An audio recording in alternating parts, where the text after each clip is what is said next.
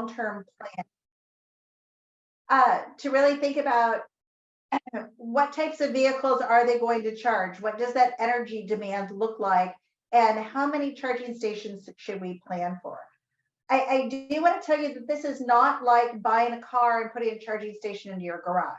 It is more like thinking of your clients are going to buy a new piece of machinery in their packing plant, or they're going to increase the size of their refrigeration, or even move to a new building. They don't buy the building and then move the people into it. They really think about what they want to do in that building and then choose a building that is appropriate for that activity. So we're going to do the same things. But first, before I start talking, I want to make sure we're on the same page with the terminology. So next slide, please. Just a few useful terms. Oh, I think that's the slide I was looking at on my page. I love this picture of the tomato truck.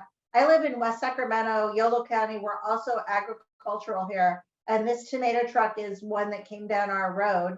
I was not responsible for the artistic photo retouching here. But what I think is really interesting is this truck is carrying tomatoes right now. It also carries walnuts. It also hauls dirt away from construction sites.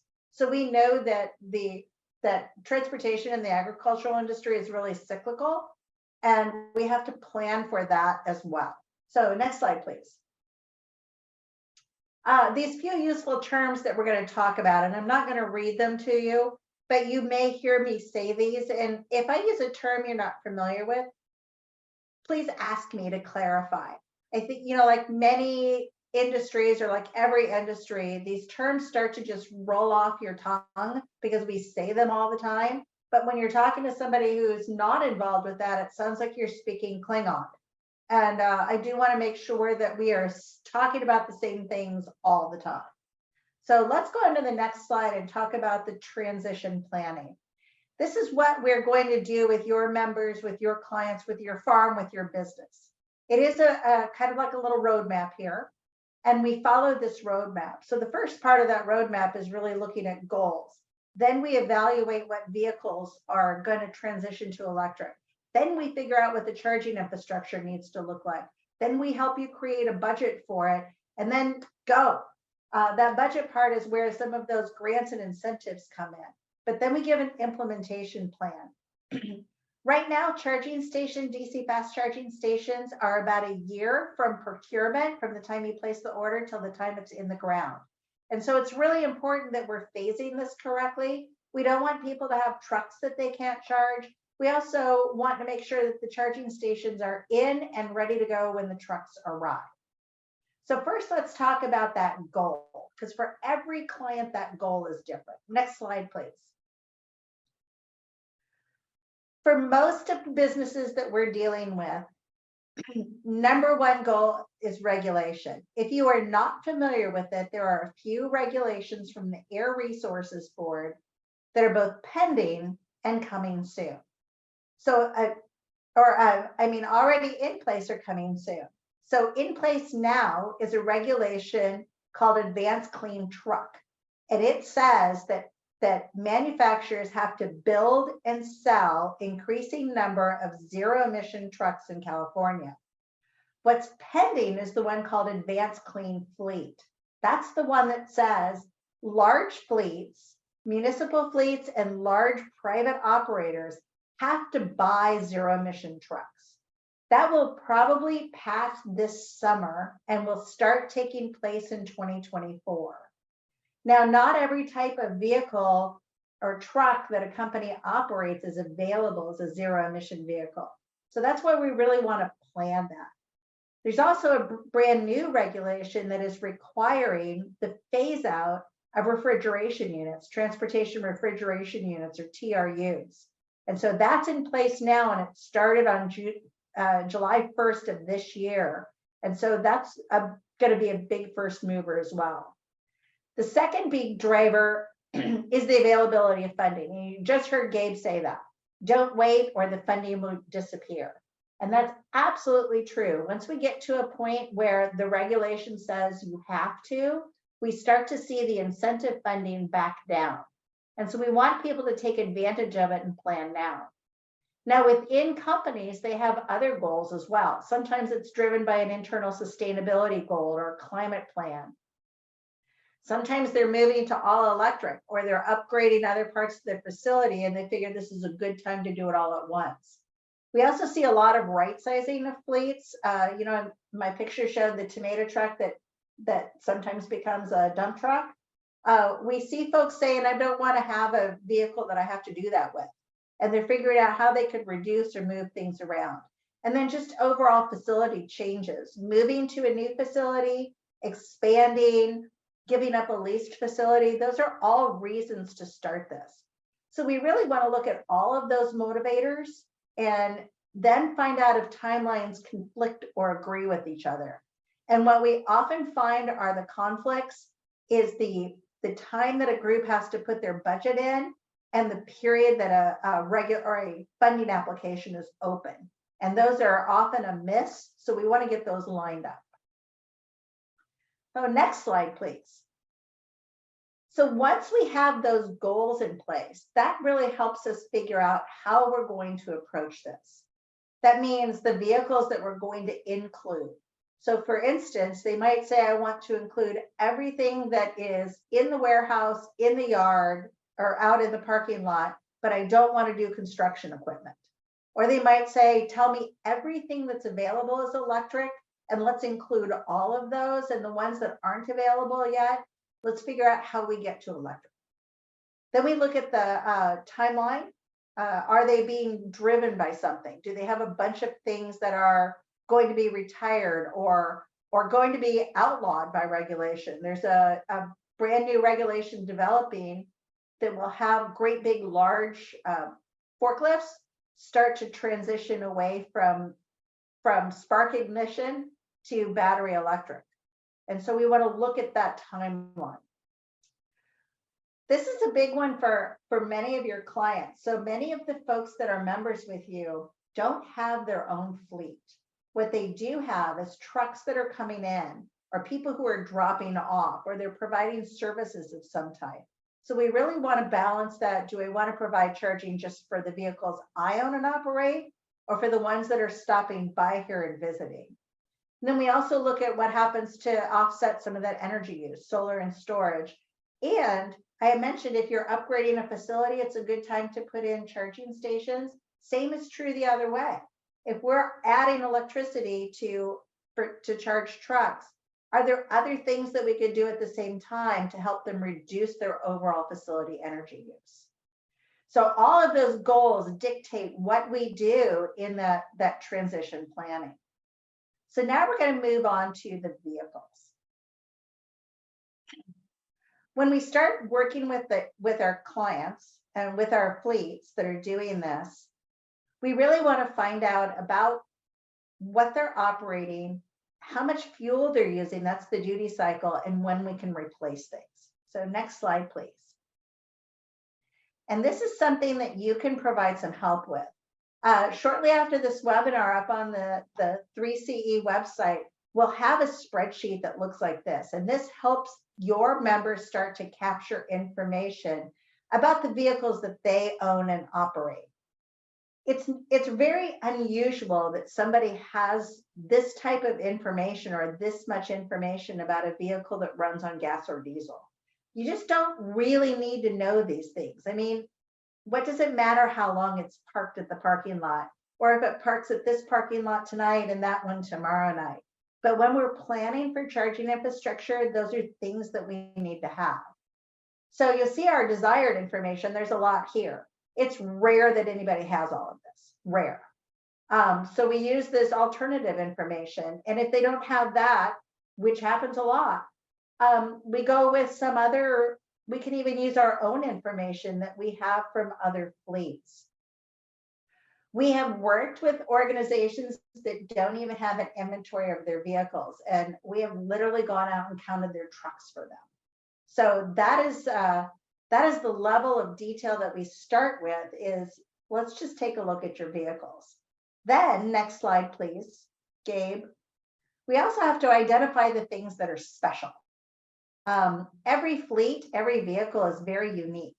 And our goal is to make sure that charging in an electric truck fits the way that they work, not to tell them they need to change their way that they work because they're going to have this battery electric truck. So these are kind of the ones that are outliers. These are the, we have our typical operating schedule, and then we have these kind of weird ones that are outliers.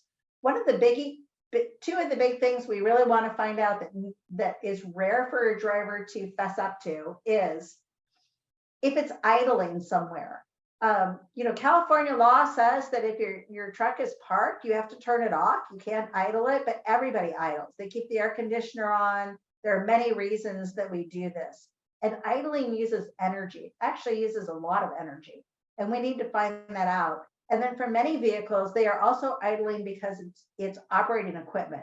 And that could be as innocuous as a GPS, or it could be really big, like a crane or a bulldozer on the back of the truck, an arc welder. So we really need to figure out how they're using that vehicle. And next slide, please. Because that gives us this cool little duty cycle formula. This is how we figure out the energy that they're going to use for charging.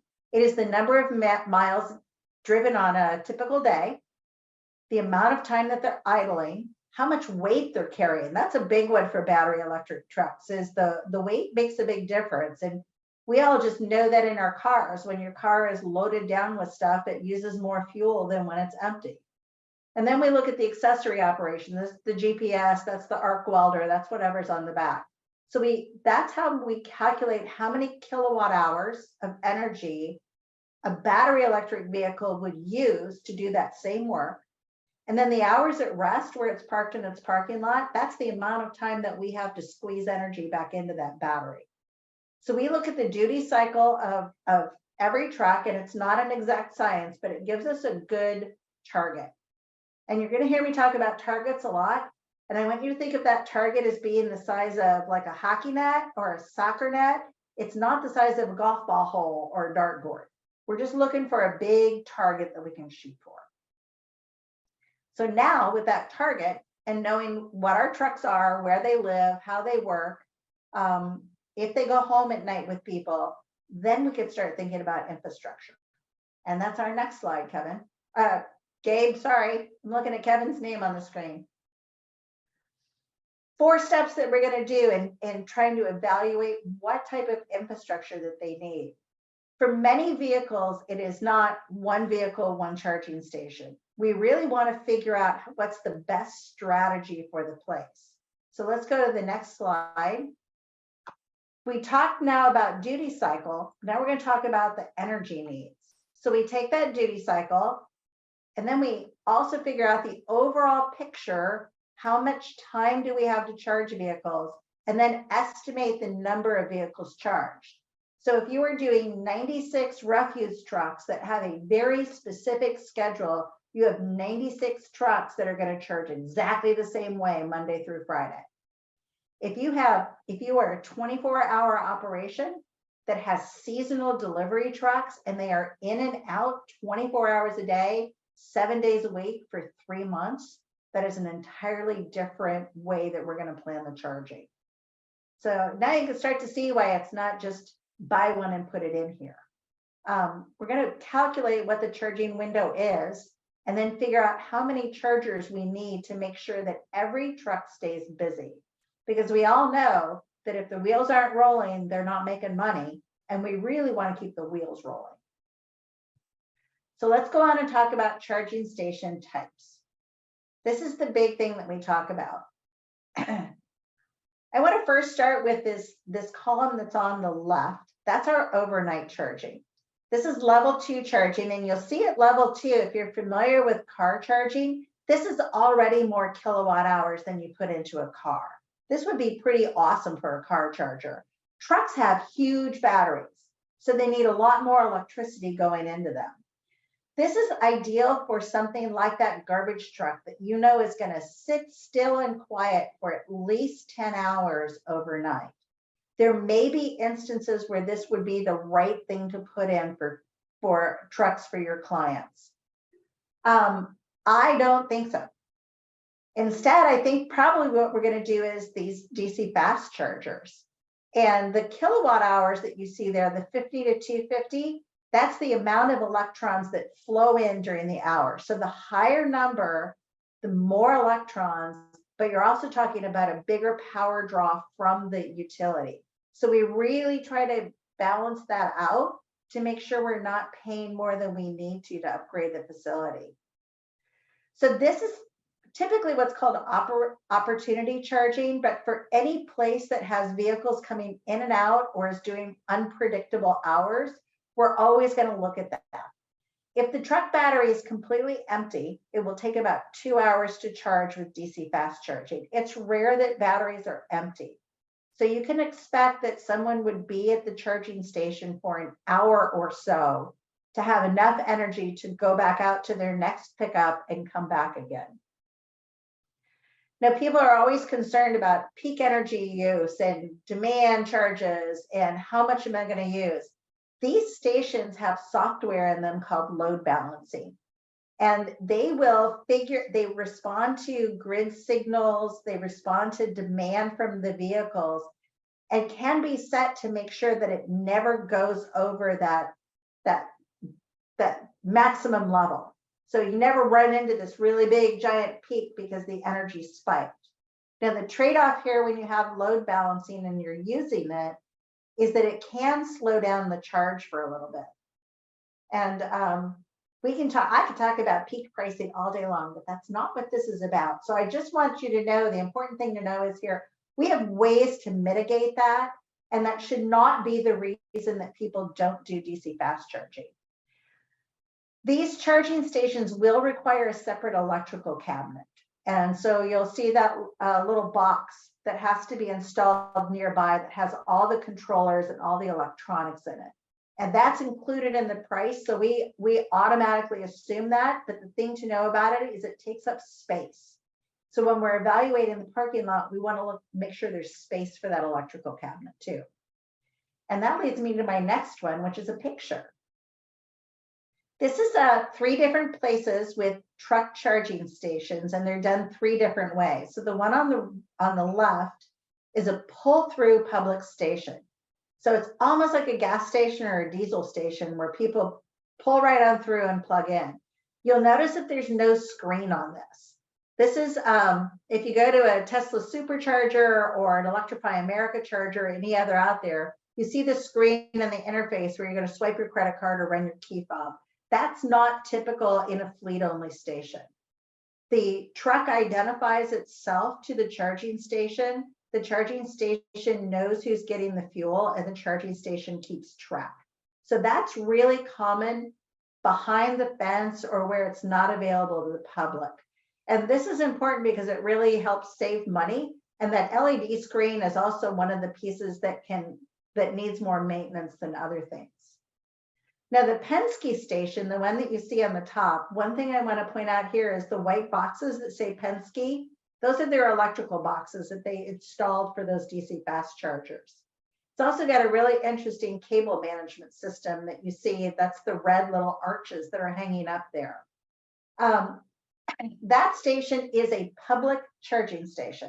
It accepts credit cards.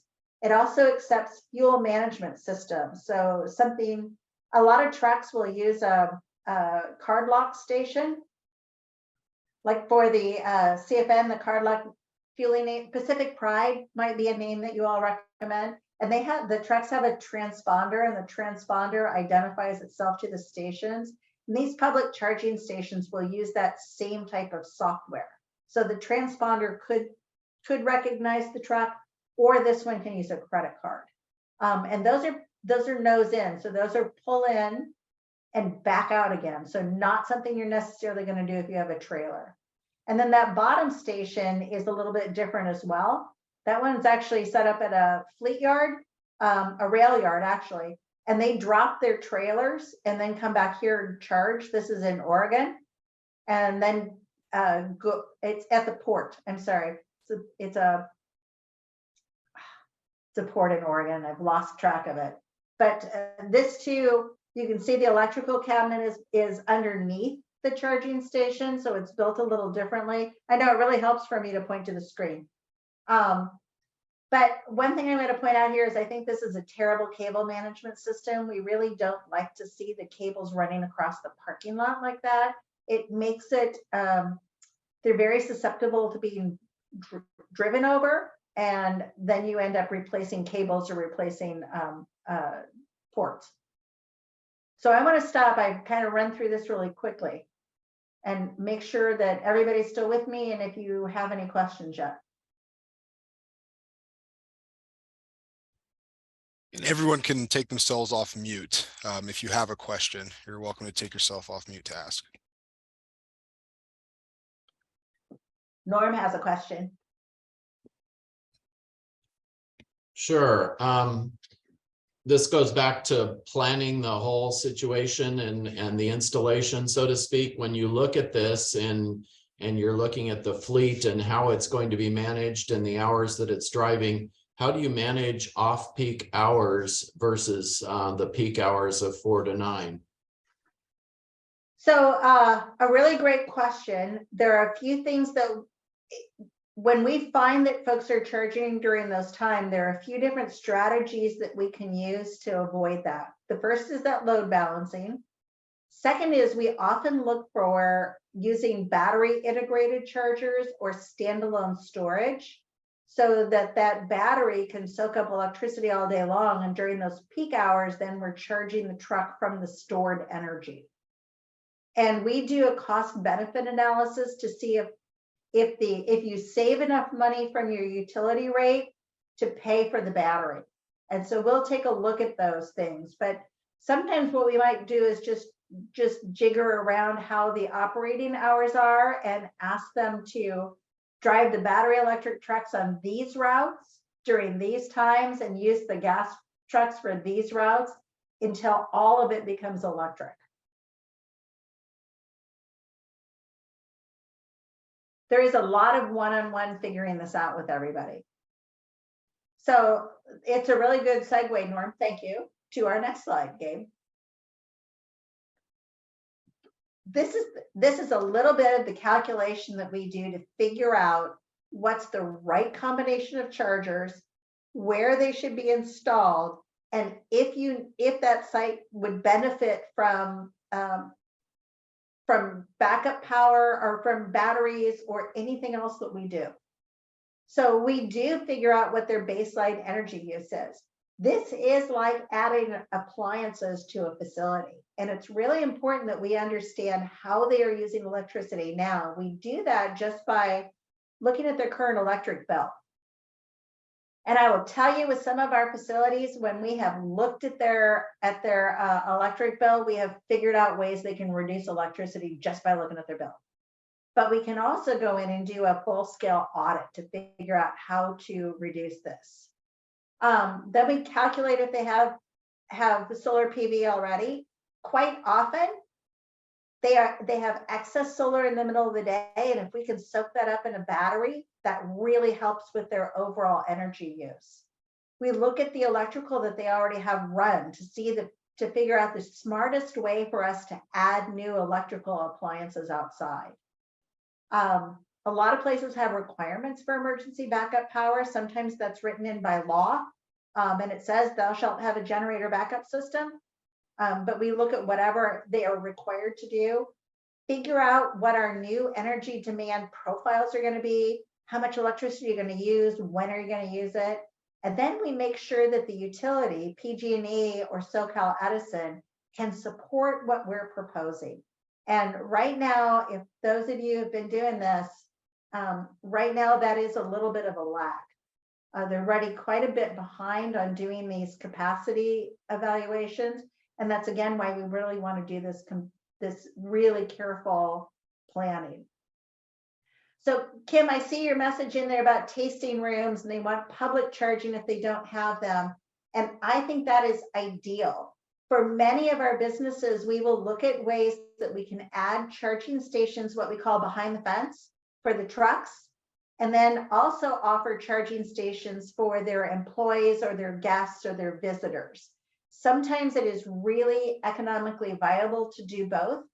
We have also seen some really interesting applications where the charging stations might be in the parking lot of the winery. It's available during the day for guests to come in, but once it hits a certain time, let's say 9 o'clock at night, from 9 a.m. till 10 a.m., it is not available to the public.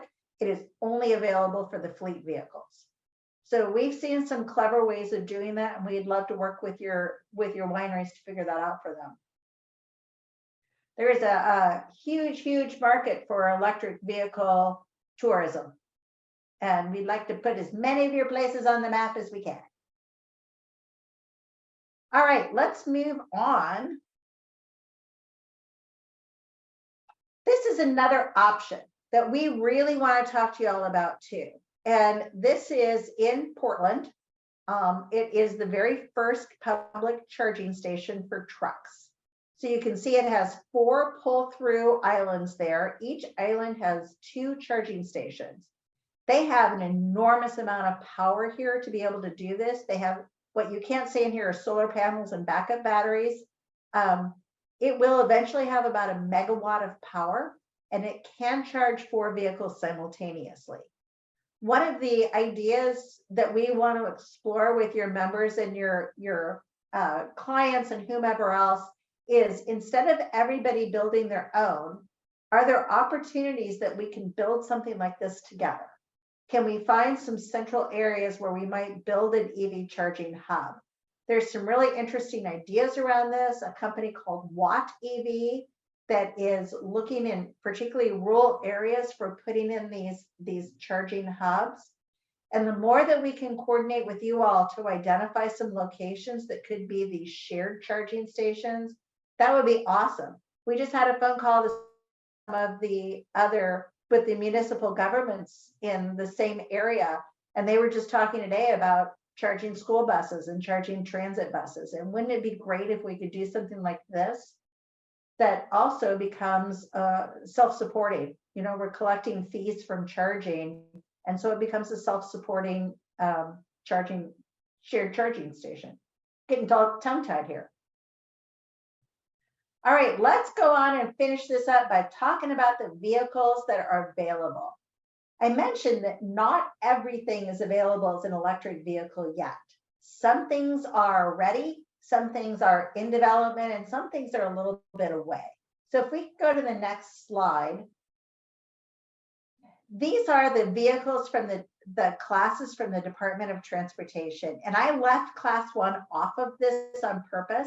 Class 1 are the light pickup trucks, the things like the Rivian truck and the Ford F-150 Lightning. They're cars, they're motorcycles. Those are all class 1. So for this, what we're talking about today, we're really looking about these heavier classes. You can see the ones that are outlined in red. Those are available now or going to be available in no time. And many of these already have rebates from the state of California attached to them. Some of them are a little bit of a, you have to order 3 or 6 months in advance, but they are there. The ones that are in purple are coming a little bit sooner. And we just heard this morning that Santa Barbara, County of Santa Barbara, I think it was, is getting their first refuse truck. So we're talking about these things are 1 or 2, or a couple here or a couple there. And we'll see these coming very shortly. The ones that are not circled is right now, they are in development. They might have a prototype or there's some discussion of getting there, but they are not yet available to even place an order. So we really do think about with the clients, what they have today, what's coming in the next couple of years, and what's probably 7 to 10 years away. We really like to work with our folks to make sure that they know what they can charge today and what they need to be ready to charge in the next few years. The rule, Advanced Clean Trucks, says that by 2045, all of these will be electric with the exception of a fire truck. And I'm pretty sure most of y'all aren't doing fire trucks. So fire trucks are exempt from the regulation.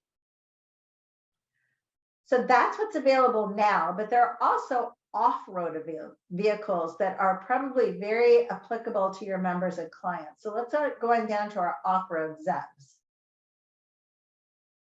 So the first thing, that one that says Thermo King, that is the electric TRU. And that, I think, is the first thing that people are going to have to replace. That can be something that the existing TRU that's operated from the engine, the truck engine, can be pulled off and replaced with an electric TRU. But that will need to be plugged in. And you can see there's a little plug-in slot right kind of to the upper left of that sticker on the edge of the TRU. And this is just one of many. This is a pretty small TRU. They also have them that take up the whole front of the tractor.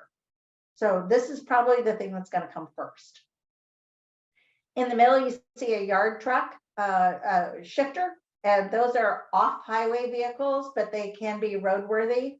We're going to see those in larger distribution centers where they move trailers to and from a loading dock door.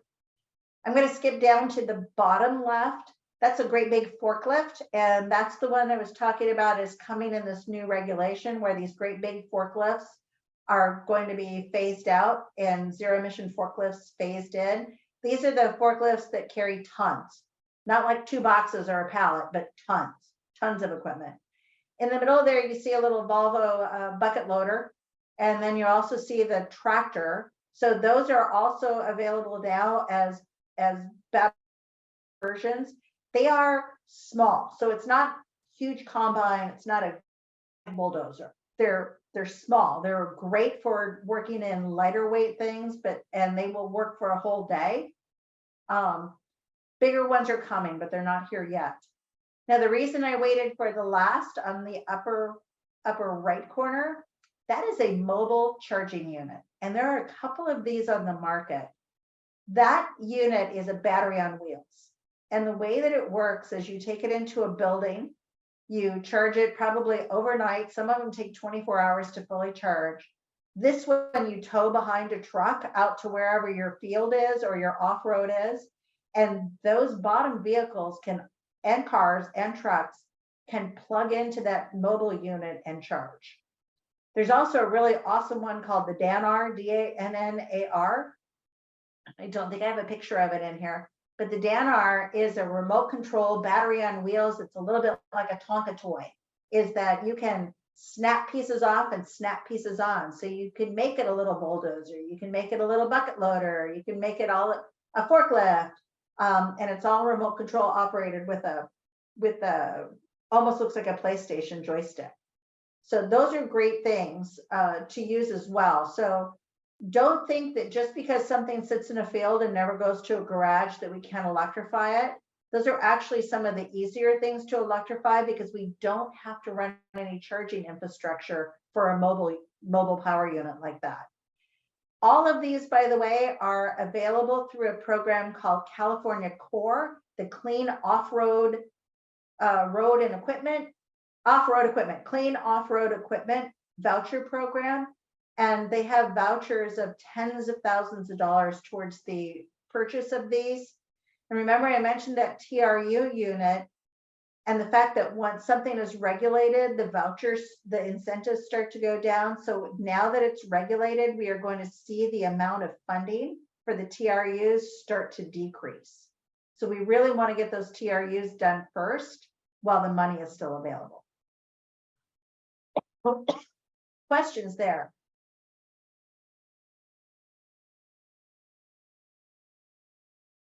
All right, and that is again part of that plan is we're going to figure it all out. Okay, on to the next one. We're almost done here.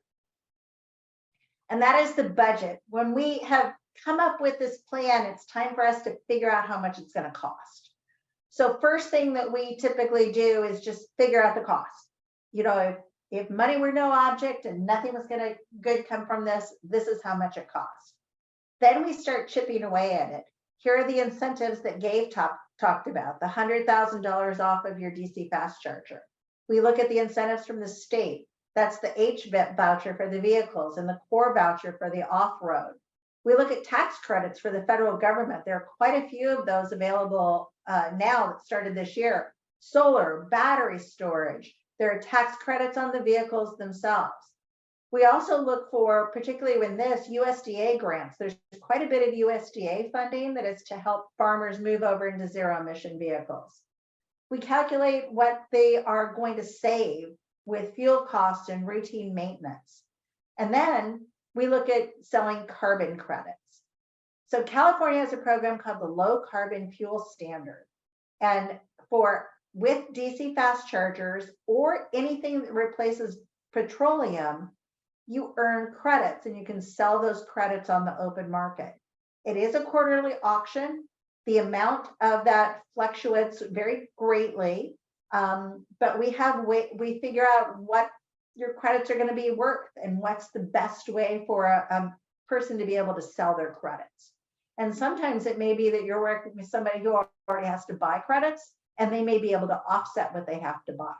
So we figure out all of that budgeting, not just for this year, but what it looks like year by year. And we do estimate that prices are going to come down on some things and prices are going to change on other things, but we'll give them an overall plan of what that looks like and what to expect.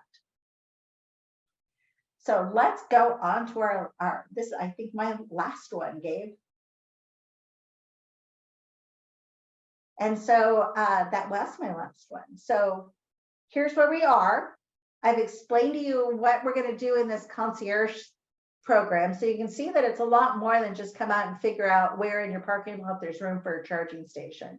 We really want our ag customers to be very successful with electrification. And I think it's really great that Central Coast Community Energy is providing this service to your members and your clients, and we're looking forward to getting started with you. I will type my email address into the chat while Gabe is talking. You are welcome to reach out to Mary and me, and we are happy to talk to anything else that you would like from us. And Gabe is going to tell you what the next steps are and how to get started. Thank you, Chris. Yeah, no, I know that's it's a lot of information, and a lot of good things are going to come from working with Frontier. We're really excited to have them as a vendor, as a partner on this. Again, I can't stress enough. I've talked to, many businesses and companies, and the value that Frontier brings. You can see how complex this can be. There's a lot of things to consider, and even for us, this is something that has really not been done before, in the ag space. So it's new for everyone, and I really like the idea of us at 3CE through Frontier providing that helping hand to not only our customers but our community to make sure that this infrastructure is put into place, and available, early, being those early adopters. So thank you, Chris, for the presentation, and very, very much appreciated. I want to talk before we go into some time for questions. I want to next slide, please. I want to talk a little bit about what other programs we're offering that we believe can be related to the ag community, the ag industry. Electrify Your Ride being one of those. Kim, to your comment about wanting to have charging stations for your customers, and then also for the trucks right at the wineries. I think there's an opportunity for customers to take advantage of the ag program, and then also the Electrify Your Ride program, going through the charging stations for their customers there. So if you're just looking to put in level 2 charging at your office for your employees, or if a tasting room and you're looking to put in this level 2 charging there, Electrify Your Ride is a great one to go with. It also covers some fleet vehicle funding there. So when you're looking at electrifying your fleet, again, something that is equally as challenging, but we provide some incentives there. So we can get up to $2,000 per vehicle for our commercial customers. You can get multiple incentives for multiple vehicles for there.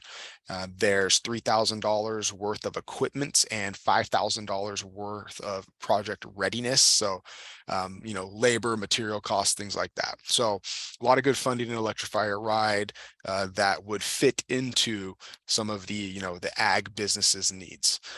New construction electrification. So this is an addition to this program we've had for a couple years, but in addition to this, we have now dedicated, certain funding to farm worker housing. And I know that the program has been used in the past for this, but looking for specifically for farm worker housing projects, $2,500 per unit. There's a $240,000 max incentive for these projects. I know with farm worker housing, I've really heard some creative ideas from, farm bureaus, different other organizations, thinking about farm worker housing, their members thinking about farm worker housing. The good thing these projects can take a while to get going. We can reserve the money up to 5 years for the customer, for the applicant. So I just think there's a lot of good that can come from that. I know a lot of rules are changing with H-2A workers, with wages and hours, kind of fluctuating. So I think the housing part of this has become, really even more important. And then another one that we're looking at, and they'll be opening up in March, is electric bus, so electric farm worker transportation. So that's really what we, something that we've had discussions, I think, with a few of you on the call already, just to kind of get an idea of, the interest and who we should be talking to. So anybody else who may be interested in any of these programs, Electrify Your Ride, farm worker housing, or know anybody that's, really involved in the transportation part of ag for farm workers, please reach out to me. It would absolutely be, my pleasure to talk to you, connect you with our programs team. We'd love to get some feedback on this.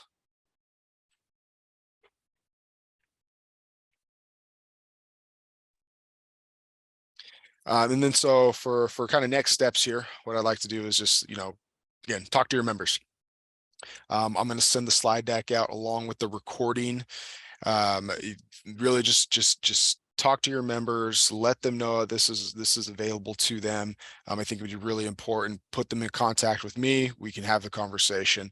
And we'll be hosting a webinar for customers. The first webinar we'll be hosting for customers is going to be on March 2nd. So any communication that you can help with, making sure people attend, people I should be inviting, let me know. Most of you, all of you have my contact here. So, please feel free to reach out. And I'd see, Brent, you got a question? Yeah, just real quick on the Yep. bus, is that like a 30 passenger, bigger? What's the number on that? I was thinking we have a lot of folks that would use it if it was for a van, a smaller type bus, but not like a big transit bus. Good question. Yep, Dan, please feel free. Hi, everybody. Trying to turn my video on here. Dan Bertoldi, Manager of Energy Programs. So to answer your question, so without having a design that I could point to and say definitively any type of bus, we are going to have shuttle buses as one of the types of buses available under the program. So it doesn't have to be your class 8 big 30-footer or 40-footer. We will be incentivizing other classes of buses. So smaller buses will suffice, or they will be eligible under the program. Thank you. Thank you. And again, and then just to kind of touch on again the webinar, I'll be sending out some links. So if there's opportunity for you to share, I think this will be, really great for, again, your members, our customers, but not only that, but our communities to learn more about the opportunity that's in front of us. I think, and I can't stress enough the value that Frontier Energy is bringing, and taking advantage of this now. And I think if we can accomplish that, making that clear to your members, our customers, that there's a lot of value to be taken from this. Go next slide. And again, reach out to me. Contact information there. Again, most of you have my email, phone number, so it shouldn't be an issue. But yeah, please let me know. We'll send out the slide deck along with the recording.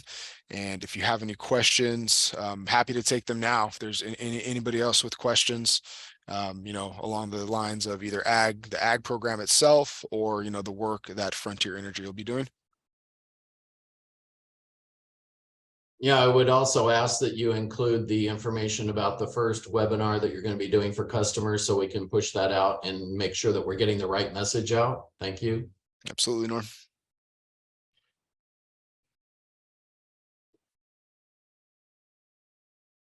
Another question, if, Mhm.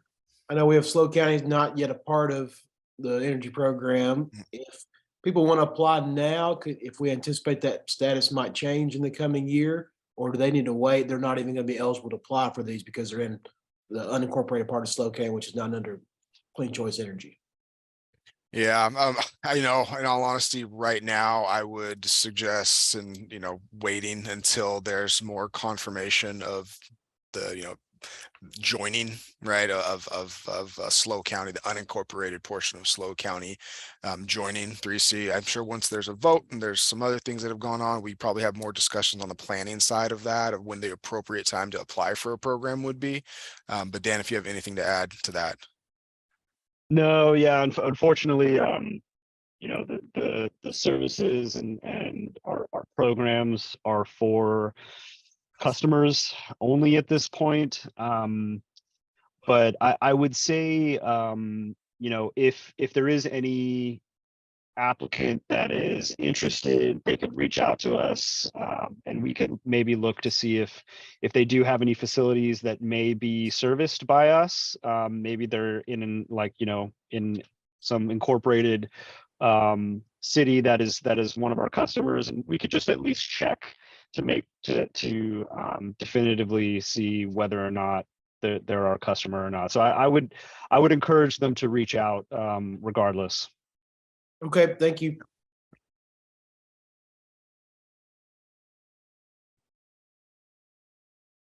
All right. Well, thank you, everyone. Really appreciate your time. I hope that, again, hope we can really learn to partner with each other on this in the future. This is something that we're going to see a lot of growth in the coming years, and looking forward to working with everybody. Thanks for the presentations. Thank you. Pleasure, Thanks Norm. for all Good to your see you. attention. Thank you very much, everybody. Bye-bye. Bye, everybody.